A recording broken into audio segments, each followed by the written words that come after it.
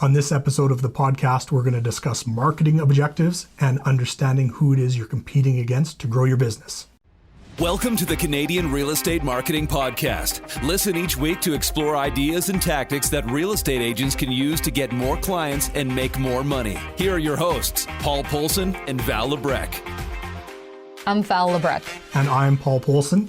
Something that's come up a few times in the last couple of weeks with us is talking to realtors that have expressed a desire to be quote unquote different. Yeah, to differentiate themselves from their competition, from other realtors in the marketplace. And so then I think one thing where we got to start to kind of help in that situation is who is the competition? Our market, and it maybe is in this, it's maybe something similar in your market, there's a lot of realtors and not a lot of videographers. So there's more realtors to go around than there are people to make videos for them.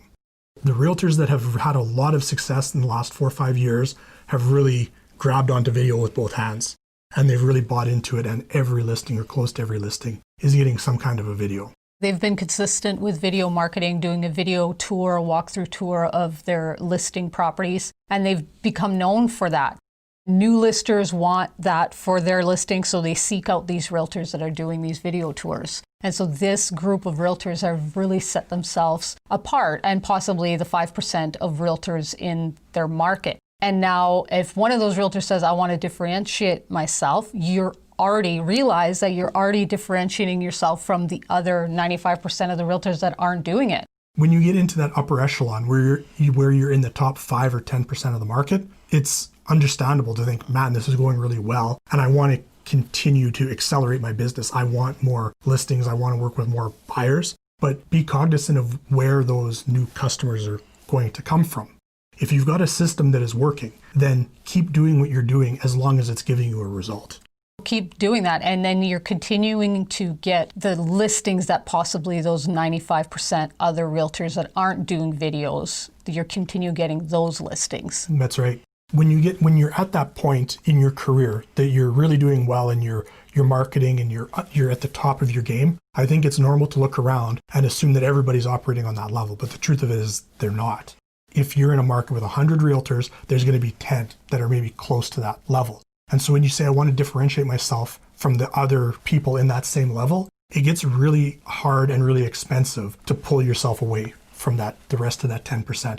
So you want to go from being the top 10% to the top 2% or the top 3%. That there's a lot of money that goes into that. And it's very, very hard to do. Not that it can't be done, but it's expensive. And when you're spending that kind of money, the question I would ask a client is, have you fished this pond dry? The 90% of clients that are not working with you, have you taken everybody out of that market you can before you start poaching clients from other realtors that are at your level?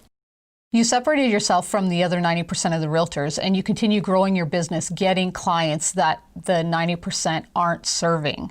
And so just keep on keeping on. That's right. If you want to be different, then just really focus on being different from the rest of the realtors that rank underneath of you, instead of reinventing the wheel and trying to pull ahead from that 10% that you're very close to, that you're operating on the same level as. When you start doing that, it gets expensive, and I think there's diminishing returns. So if you're looking still to take on more deals, instead of trying to think of how, if you're the number 3 realtor, how you can steal deals from the number 4 realtor, keep thinking of how you can better farm the bottom 90% that are being underserved by the 90% of agents that aren't coming in with professional photo packages and professional videos and professional marketing campaigns. That pond has not been fished dry when there's only 10% of realtors operating at the top end. When you start going after the stuff at the top end, it gets very expensive. And for you to grab a listing from your immediate competitor, you maybe have to spend twice as much money. We're not cheap. When people come to work with us, right? It's an expensive product that we offer, and we actually have products above what we offer, where we're talking it gets into, the mid thousands of dollars to do it. And we've shot those videos to great success for a very small number of agents. But if you're an agent that is working at that $1,000 price point, and your competition is working at that $1,000 price point, and you want to separate yourself from that group, all of a sudden you're working at a $5,000 price point. And I'm happy to take your money and work with you. I would like to make $5,000 a video, but you have to ask yourself, am I better off trying to take one listing from somebody else for that extra $4,000? Or am I better to reinvest maybe half of that $2,000 in trying to pick up more listings from that 90% that is being underserved? Yeah, I think you explained it very well there. You've already have efficiencies in place that have brought you to that success. You have all these systems and these videos that are working for you. So you don't really want to reinvent any of that.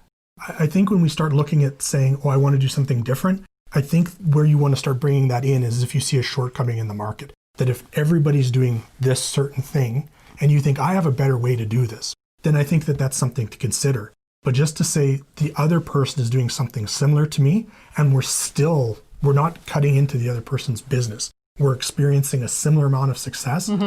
Don't upset the apple cart. Yeah, it's working. It's working. You just keep doing it. You know, when you're thinking of your audience at this point, it's people that buy a house every 5 to 10 years. And so when you say, oh, I'm going to be different than the other people, that I've got a little bit of a different style of video, the truth of it is the people looking don't recognize it as a different style of video. They see a realtor making a video, trying to sell a house. So to them, it looks a lot the same. So if you're going to do something different and be known for doing something different, it's got to be like dramatically different.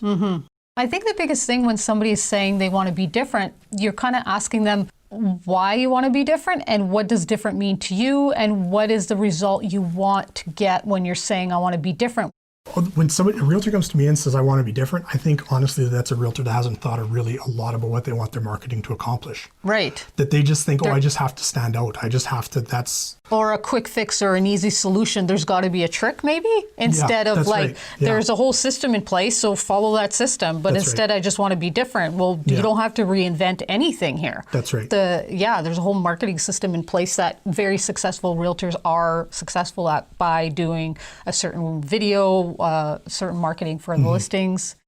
Of all the different types of marketing, it basically breaks down into 2 broad categories. There's push and there's pull. Okay. So push is that you're in your car listening to the radio, you're really jamming out to the song that you hear on the radio, and the music stops and an ad comes in and says, come buy a hot dog or come buy a hamburger at such and such a place. You know, there's a car sale on, something like that. They've interrupted your day. They're pushing that message on you. Okay. People are reticent to listen to those messages. Our brain filters them out. So if you say, I want to do something different so that I cut through, if you've got a push message, that's where you have to be different so that you can trick a listener's brain into listening to your ad before they understand that it's an ad. Okay. If that makes sense. Okay. A pull message is where somebody goes looking for that information. So a home buyer, they want to buy a house. They go to realtor.ca and they want you to market to them. So when they go to the listing and they go into the neighborhood that they're looking to buy a house and they see your listing and they see a video and they see photos and all the rest, you don't have to be different at this point. You just have to provide them what they're looking for. And being different would be what? Not showing them good pictures, not showing them a video. That's not great. If you've got a video that is easy to understand, that shows off a lot of the property and you say, I want to do something different. Well, what do you want to do? Something esoteric and keep parts of the property secret? I don't think that that's beneficial to you. So when you're pushing a message, yes, the ad needs to be different just because you need to trick people's brains into thinking it's not an ad. But when somebody's pulling, I think your key component in that message is clarity. Clarity, educating, giving them the answers they're seeking. In the easiest way to consume it, the easiest way to understand it. The base package right now when you're a realtor is that somebody's going to put a sign in your yard and they're going to hire a photographer to come take pictures. Like, as far as we're concerned, that is the absolute base level. And then everything above that builds your brand as a realtor, as somebody that understands what it takes to take a listing to the next level. We're big believers in video, but there's people that are really a big believer in 3D tours. So like a Matterport where you've got to click through with it. And the only thing about the Matterport, I don't want to say, but it's more interactive for the audience. They actually have to take part and work through this thing. And I don't know, I've tried it a couple times and I don't want to work through it. I don't want to skip to the next point, I want a video in front of me that I can just watch about the properties that's telling me the information. And that's really what I think people want, is that when you're watching a video, I want to convey to you in the most efficient way the answers to the questions you're asking and things that maybe you don't even know that you want to know. Yep. And I think for all of the good parts of like a 3D Matterport click-through tour, it doesn't do that. And for all the good parts of a cinematic tour that, you know, has some kind of cool music and some swoopy visuals and a drone shot overhead, it doesn't give you the full picture of what that property is. I do think that a video that explains the layout of the house, gives you something about the neighborhood, gives you some context as to what it is you're buying and how different parts of the home interact with each other, I think that is the pinnacle of marketing a home, is that it respects a seller's time because you're not bringing people through their house all the time to show them these things that can easily be illustrated in a video. Yep.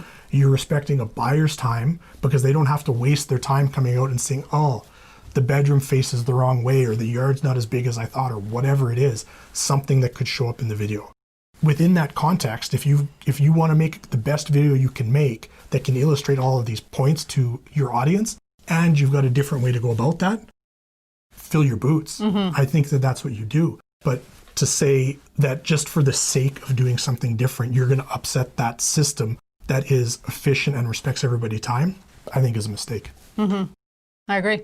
When you're talking about a marketing campaign, you just need to have a clear goal of what you're trying to achieve. I want to get more buyers. I want to get more sellers. I want to build more brand recognition. And differentiation, be doing something different, it maybe helps you along the way, but as a goal unto itself, it's a way to just spend money and come to the conclusion that marketing doesn't work because it's too broad and there's no measurement of success. There's no way that you just having a different video for the sake of it being different, I don't know how you would gauge that as a success against somebody that has a quote unquote normal video. When you're talking about being different, if you're going to differentiate yourself, make sure that you're clearly differentiating the benefit to working with you instead of the 90% of other realtors. That's where you're going to make your money. When that bottom 90% catches up and the light bulb goes on and they say, we need to do all this, and all of a sudden that ratio is inverted, that 90% are doing what you're doing and 10% are no longer, now you need to reevaluate and say, okay, what am I going to do different to separate myself from the pack again? But as it is right now, if you've got something that works, keep doing it. Keep doing it. There are so few people doing it right now that you don't need to figure out a way to do it righter than somebody else. We hope this episode was beneficial to you and that we inspired you to take action in your own business. Sign up for our newsletter to be alerted each time we post a new podcast and for links to our website and social accounts. We're Paul Polson and Val Lebrecq, and this has been the Canadian Real Estate Marketing Podcast. Thanks for listening, and we hope you'll become a regular listener.